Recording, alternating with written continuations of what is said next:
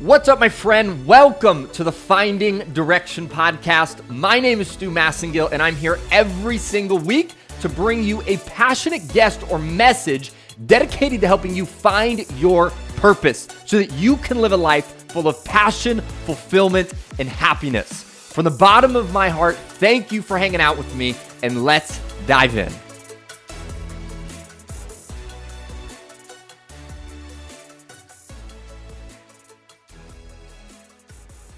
What's up, my friend? Welcome back to the Finding Direction podcast. I just want to let you know as we kick this thing off that I appreciate you, my friend. I appreciate you for clicking on this episode and saying, you know what, I am ready for a change in my life. If you are someone who is struggling with a career change, you're not feeling like where you're supposed to be, or even if you feel like you're in the right spot, I want to let you know this is an episode you're going to want to listen to because it's going to give you some tools, some insights if and when you are ready to make a career change. Thank you, as always, for being here. And if you have not already, hit that subscribe button so you can join us every single week as we bring you content, conversations, and insights that can help you move the needle forward in your life. So let's dive into this week's episode, my friend. We're going to be talking about making a career change, 5 things that you can do when you are ready for change. And if you're listening to my voice right now, I just want to let you know that I can feel your heart, my friend. When you are going through a phase of life where you don't feel like you're in the right place, where you wake up tired, you get home from work exhausted, you aren't motivated to do other things in your life because you just know deep down inside that you're not at the right place, it's a difficult place to be. There's no way to sugarcoat it, but I want to let you know that I'm here for you. And I know I mentioned at the beginning, but I am so appreciative and proud of you for clicking into this episode and saying, you know what, I need to do something about this. That is a massive, massive first step in the right direction. We're going to be going through today 5 specific things that you can do to start making that change when you are ready. All right. And the 5th one is undoubtedly the most important one we're going to dive into on today's episode. The 5th one we're going to look at, and I want you to stay till the end for it, is something that really is the reason that I am doing what I am doing in my life today. It's the reason that I am able to go around the country and speak to different people and have that as a career. It's because of number 5. So stick around for that one. It is absolutely going to create some incredible change in your life. But the first one that we're going to dive into when it comes to 5 things you can do when you're ready for a career change is the number one thing you can do is to make a mindset shift. All right, again, when you are in the mix of this isn't the right place, I don't think I'm in the right career, it's, as one of my good friends, Anthony Trucks, would say, it's sometimes hard to see what's on the label when you are inside the jar. Right? So sometimes when you're in the mix of not feeling like you're doing what you're supposed to be doing, it's easy to just be in this confused place, right? What's next? What am I supposed to do? How am I supposed to get out of this? Am I deserving of this? And one of the most powerful things that I've used in my own life when I was ready to make a change is the first thing I started asking myself, the first thing I would encourage you to ask yourself is, what is the current mindset that you have around your situation?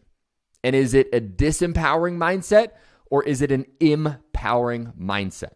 So let me give you a few examples of what I mean of these 2 potential mindsets. The disempowering mindset can look at something like, you know what, you actually can't really do something that you love with your life. Like another one is a job, right? It's just something you wake up, it pays the bills, it gets you food on your table, but you don't actually enjoy it because a job's just a job. Right? Another one is it's just not possible for me. Right? I'm just not someone who has the skills, the talent, the abilities to actually have a career that lights me up. Now, what I want you to see when we look at all these disempowering mindsets is they do not inspire us to take action. They all create a negative energy, which basically just sends us back into the cycle of not actually changing anything.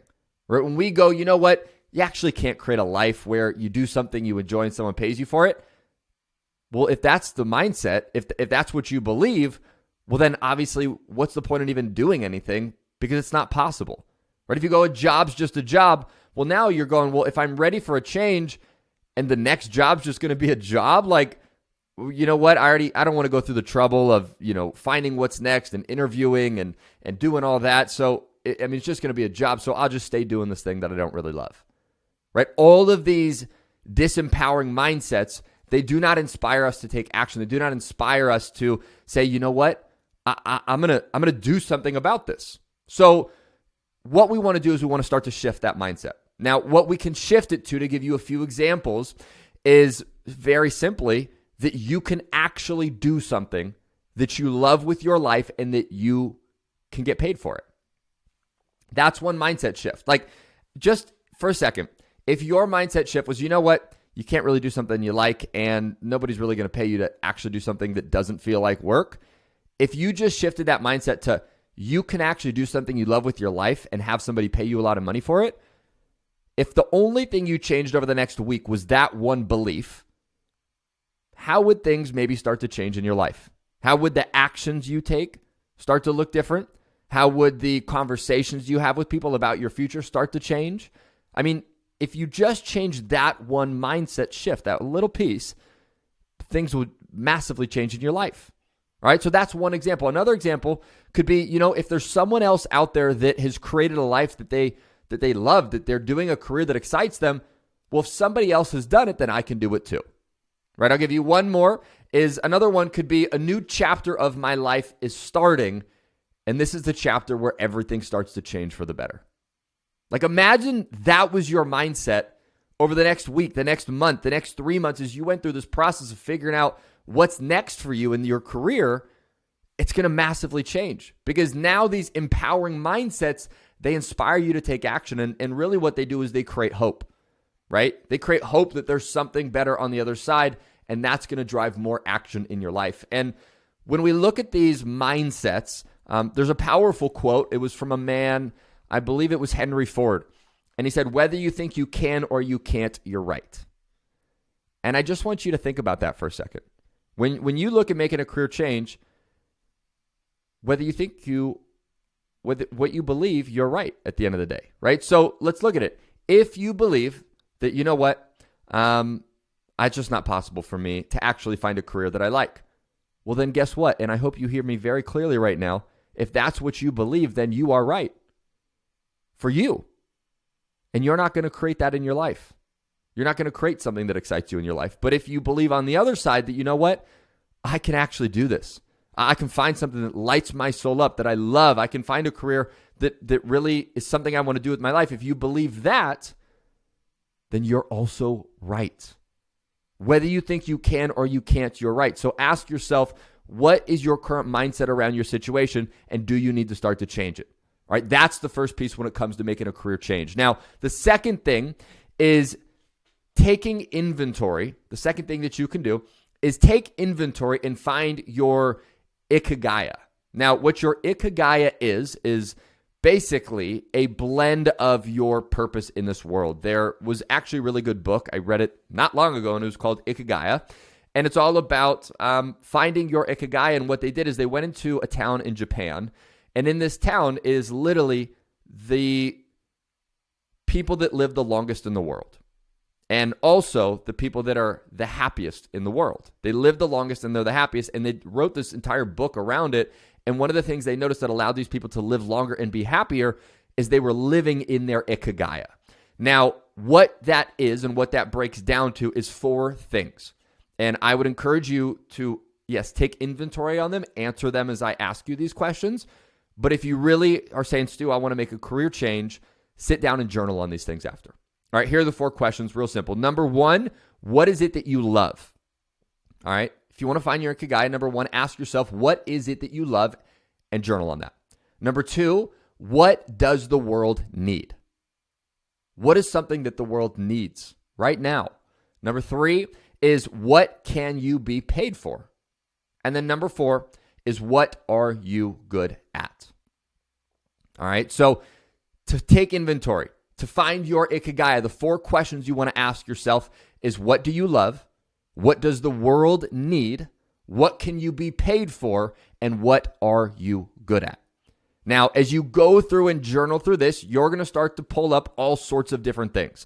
For me, to give you an example, when I was ready for a career change, at one point in my life, I was 23 years old and I was beyond lost. I was not doing what I felt I was supposed to be doing. And if I had this sort of roadmap looking back, these 4 questions, my life would have been a lot clearer, right? For me to answer what did I love, I loved making an impact on people. I loved helping people, right? It's pretty broad, but it at least gave me a sense of direction of what I could do next. When it comes to what does the world need? Well, the world needs people to have hope, right? The world needs for people to hear people speaking and get impacted from that work, right? Another thing is, what are you good at? For me, what I was good at was sales and speaking. Those were a few skills that I had learned over the last few years that I got really good at. And then what could I be paid for? Well, I could be paid for both sales and speaking, right? So those are a lot of different things. But if I look at, okay, I love helping people. People out there need hope. I'm good at speaking and sales. And the world also needs speaking and sales. How could I sort of blend that together to create something for the next chapter? That's what it would have looked like for me. And that actually is sort of what led me to speaking more in my life and what I do today. So those are the 4 questions you want to ask to find your ikegaya. Now, the third thing that you want to do when it comes to 5 things you can do when you're ready for a career change is start asking people around you. So once you go through and you do a little bit of diving, you get clear on your ikegaya, or at least a general sense of it, start talking to people around you and just let them know, hey, I'm actually in the process of making a career change. I'm sort of looking to find the next thing in my life. Do you know anybody that, XYZ, fill in the blank with some of your ikegaya answers? You say, do you know anybody that needs salespeople in their company? Do you know anybody that has a career, a business that's centered around helping people? Now, there's something in this world, it is so powerful. It's called the 6 laws of separation. And what the 6 laws of separation state is that through 6 people, you can meet anybody that you want to meet in the world. So if you wanted to go meet Jake Paul, you can meet him through 6 people. You want to go meet Tiger Woods through 6 people, you can meet him. You want to go meet Katy Perry through 6 people, you could meet her. But where this becomes powerful when it comes to making a career change is really what it means is that through 6 people, you can essentially be connected to any company in the world.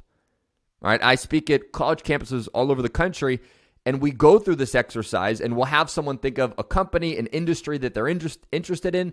In a room of 100 people, we'll ask everyone, hey, do you know someone in or around this industry? And every single time, without a doubt, there's 2, 3, 4, 5 people that know someone either in the specific company that they had an interest in or the industry. So if you just start talking to people around you and say, hey, do you know anyone in this industry? Do you know anyone in this space? Do you know anyone that has a company that's centered around helping people? Most likely, people know people. And you can get some sort of an introduction, and you can start just having a conversation with that person, picking their brain. All right, so that's the third way that you can start to do something when you're ready for change. And then the fourth one is really simply a question. And the question is this. It's a powerful question. And if you're hanging out with us on the podcast often, you know I am a fan of questions because powerful questions create powerful answers and insights. All right, so here's the powerful question you want to ask yourself. I'd encourage you to journal it. I'd encourage you to go on a walk without your phone and just have this thought be the center as you go on your walk or as you journal. All right, here's the question. If I could wave a magic wand and do anything with my life, what would I do? If I could wave a magic wand and do anything with my life, what would I do? Now, as you probably hear me ask this question, I already know that for most people, your analytical brain comes in. And it goes, you can't do that. That's not possible. I couldn't do that thing that if I wave a magic wand, it's just not possible. And we never allow ourselves to then go into this exercise. So what I want you to do is as you ask yourself this question of, if I could wave a magic wand and do anything with my life, what would it be? I want you to purely take the analytical part of your brain out and give yourself 5 minutes specifically just to journal on this. You're going to journal on it. I'd encourage you to put some music and really allow yourself to just dream for a second. This is so powerful. Take your analytical brain out, journal on it for 5 minutes. Now, after you're done journaling on that, what you want to do is you want to begin to dissect this answer. You want to begin to read through it and see what are some themes. You want to begin to read it and see what are some things that you wrote about. You want to read through it and say what are some things that you really felt energized about when you put down on paper. And what you'll begin to notice is that one, maybe you really can go do this thing exactly as you wrote it. And two, is maybe you can't do this thing exactly, but maybe you can do something that has to do with 2 or 3 of the things that you wrote in that exercise. But it's powerful. All right, answer that question. If I could wave a magic wand and do anything with my life, what would it be? And then begin to dissect it. All right, that's number 4. And then finally, the 5th thing that you can do when you are ready for a career change. And my friend, this is by far the most powerful one. So I want to applaud you for sticking around to this part of the episode. But the 5th and 5th final way of what you can start doing to make a career change is make and create a shitty plan. Yes, you heard me correct. Create a shitty plan. Now, my mentor once told me this when I was 19 years old, looking for insights and direction in my life. And what he said to me, more importantly, is he said, Stu, a shitty plan today is better than a perfect plan tomorrow because tomorrow doesn't exist. If you're listening to me right now, are you waiting for perfect? Are you waiting for the perfect job, for the perfect opportunity, for everything to just be absolutely so perfect?